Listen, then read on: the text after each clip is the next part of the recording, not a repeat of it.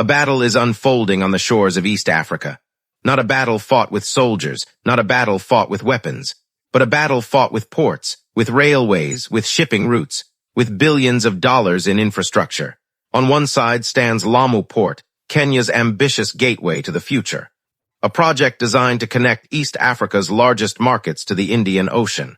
On the other side stands Bagamoyo Port, Tanzania's megaport vision.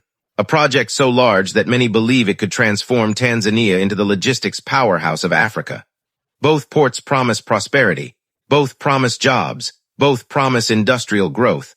But there is a problem. Trade does not flow everywhere equally. Shipping companies choose the fastest routes. Investors choose the most efficient logistics hubs. Manufacturers choose the cheapest transport corridors. In the end, one port may emerge as the dominant gateway to East Africa, and the winner could shape the region's economy for generations. The question is simple. Will East Africa's future be written in Lamu or in Bagamoyo? To understand this competition, we must first understand what ports really are. A port is not just a place where ships dock. Modern ports are economic engines. They attract factories. They attract warehouses. They attract logistics companies. They attract foreign investment. Look at Singapore. Look at Dubai. Look at Rotterdam. Their success was built around trade. East Africa is entering a similar moment. The region's population is approaching 500 million people. Economic growth remains among the fastest in the world. Demand for imports is rising.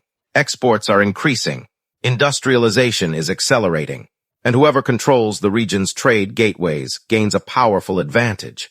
This is why Kenya and Tanzania are investing heavily in maritime infrastructure, because they understand a simple reality. The future belongs to those who control the flow of goods. Lamu Port sits on Kenya's northern coastline. For decades, it was a quiet, historic town known for tourism and culture. Today, it is becoming something very different, the centerpiece of Kenya's grand strategy, the LAPSSET Corridor. LAPSSET stands for Lamu Port South Sudan Ethiopia Transport Corridor, and it may be one of the most ambitious infrastructure projects ever attempted in Africa. The vision includes modern highways, railways, pipelines, industrial zones, airports, and a massive deep-water port. Kenya's goal is straightforward: reduce dependence on Mombasa, create a second major gateway, and position itself at the center of regional trade. Lamu has one enormous advantage: geography. It sits closer to Ethiopia and South Sudan than many alternative routes. For Ethiopia, a country of more than 130 million people, access to the sea is a strategic necessity. Every imported machine, every exported product, every fuel shipment needs a maritime outlet. Kenya hopes Lamu can become one of those outlets. If that happens, cargo volumes could grow dramatically. Supporters believe Lamu could eventually transform northern Kenya into an industrial powerhouse. But vision alone does not guarantee success. And that's where the competition begins. While Kenya was promoting Lamu, Tanzania was thinking even bigger. Bagamoyo is located roughly 75 kilometers north of Dar es Salaam. Historically, it was an important trading center along the East African coast. Now it could become one of Africa's largest ports. The proposed project attracted global attention because of its scale. The plan included a giant deep-water harbor, a vast industrial zone, special economic zones, manufacturing centers, logistics parks, and extensive transport networks. Some projections suggested Bagamoyo could eventually handle cargo volumes far exceeding current regional facilities. The logic behind Bagamoyo is powerful. Tanzania occupies a strategic location at the heart of East Africa. It already serves major inland markets, countries like Rwanda, Burundi, Zambia, Malawi, Uganda, and Eastern Democratic Republic of Congo. These are not small markets. Together, they represent tens of millions of consumers and vast natural resources. Tanzania's leadership sees Bagamoyo as more than a port.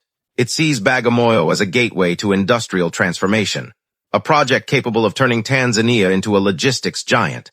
The challenge? Mega projects require massive investment, political support, long-term commitment, and sustained cargo demand. Without these elements, even the most ambitious port can struggle. If there is one country that could determine the outcome of this race, it is Ethiopia. Ethiopia is Africa's second most populous nation. Its economy continues to expand. Its industrial ambitions are enormous. But Ethiopia has one major limitation: It is landlocked. That means access to ports is a matter of national strategy. For years, most Ethiopian trade has moved through Djibouti, but relying heavily on a single route creates vulnerabilities. As a result, Ethiopia has shown interest in diversifying access corridors. This is where Lamu becomes important. Kenya sees Ethiopia as a future anchor customer, a major source of cargo, a major source of investment, a major source of growth. Bagamoyo also understands Ethiopia's importance. Although geographically less direct for some trade routes, Tanzania continues improving transport links across the region. Whichever port becomes more connected to Ethiopia's economy gains a tremendous advantage. In many ways, the race for East Africa's trade future is also a race for Ethiopian cargo. Governments can build ports, but governments do not decide which ports succeed. Shipping companies do. Global shipping firms care about one thing: efficiency. They ask simple questions. Which port unloads cargo faster? Which port has lower costs? Which route reaches customers more quickly? Which customs systems create fewer delays? The answers determine where ships go. This means the battle between Lamu and Bagamoyo is not just about construction. It is about performance. A beautiful port with poor logistics will lose. A smaller port with efficient connections can win. History has proven this repeatedly. Around the world, ports rise and fall based on competitiveness. The real winners are not always the largest. They are often the most efficient. This competition extends far beyond East Africa. Global powers are watching closely. China has invested heavily across Africa. The Gulf states are expanding their influence along key maritime routes. International investors see East Africa as one of the world's most promising growth regions. The Indian Ocean is becoming increasingly important. It connects Asia, Africa, the Middle East, and Europe. Every year, trillions of dollars worth of trade move through these waters. Ports like Lamu and Bagamoyo are not merely local projects. They are pieces of a much larger geopolitical puzzle. Whoever develops the strongest maritime hub gains influence over trade, over investment, and over regional development. This explains why major powers continue paying attention to East Africa's coastline, because the next major logistics hub could emerge here. So who is winning?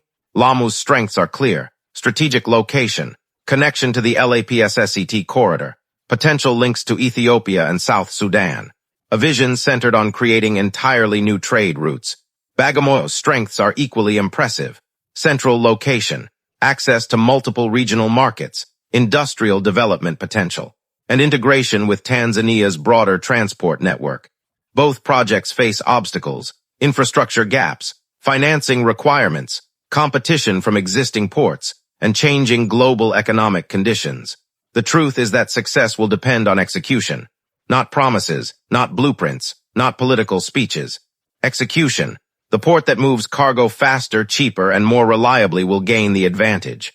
The race between Lamu and Bagamoyo is one of the most important economic competitions in Africa. It is a contest between two visions, two strategies, and two nations determined to shape the future. Lamu wants to create new trade corridors stretching deep into East Africa. Bagamoyo wants to become a maritime giant connecting multiple regional economies. Both could transform their countries. Both could attract billions in investment. Both could create hundreds of thousands of jobs. But history shows that trade often concentrates around the strongest hubs, which means the competition is far from over. The future of East African trade is being built right now. On construction sites, in boardrooms, in shipping contracts, and along the shores of the Indian Ocean. The question remains, will Lamu become East Africa's new gateway?